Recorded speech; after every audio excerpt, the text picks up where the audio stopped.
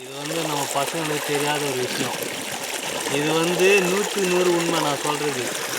நம்ம பசங்க எப்படி அழிஞ்சு போகிறாங்கன்னா, ஃபார் எக்ஸாம்பிள் ஒரு எடுத்துக்காட்டு ஒன்று சொல்கிறேன். அதாச்சும் நம்பி நீங்கள் இனிமேல் வாழறதுக்கு வழி பாருங்கள். இப்போ ஒன்று சொல்கிறேன் கேட்டுங்க. ஒன்றும் இல்லைங்க, இதுதான் நம்ம ஒரு நாள் வந்து ஒரு பொண்ணை பார்க்குறோம். அந்த பொண்ணுக்கிட்ட வந்து பேசணும் அப்படின்னு நினைக்கிறோம். பார்க்குறப்ப வந்து இது மாதிரி மேலோட்டமாக நம்ம ஜாலியாக ஃப்ரெண்டுங்க கூட எல்லாம் சுற்றுறோம். சந்தோஷமாக இருக்கிறோம், எங்கே கூட்டாலும் போகிறோம், எல்லாம் விளையாட்டு விளையாடுறோம். பட் வந்து ஒரு பொண்ணை பார்த்துட்டு அந்த பொண்ணுக்கிட்ட பேசுகிறப்ப வந்து கொஞ்சம் சந்தோஷம் போவோம். இது வந்து பேசுறது, அந்த பொண்ணுக்கிட்ட பேசுறது இது. அதுக்கப்புறம் பேசிக்கிட்டே இருக்கோம்.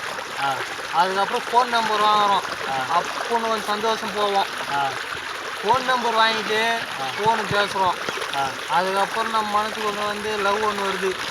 அந்த லவ் வந்ததுமே நல்லா ப்ரப்போஸ் பண்ணி அந்த பொண்ணு வந்து டைம் கேட்குது. அதுக்கப்புறம் இது கொஞ்சம் சந்தோஷம் போயிடும்.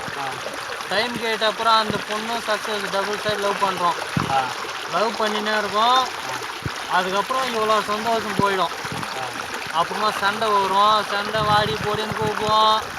அவன் நம்ம கேட்குற கொஸ்டின் வந்து ஆன்சர் பண்ண மாட்டா. இது மாதிரி இருக்க சொல்ல சின்ன சின்ன பிரச்சனைங்க வரும். அப்போ கொஞ்சம் இப்படி போவோம். லாஸ்ட்டில் வந்து இந்த பிரச்சனையை வந்து நம்மளை தூக்கி போட்டுட்டு காலில் மிதிச்சுட்டு நம்மளை தண்ணிக்குள்ளே இவ்வளோ ஃபுல்லாக ரொம்பிட்டோன்னா ஆகும்.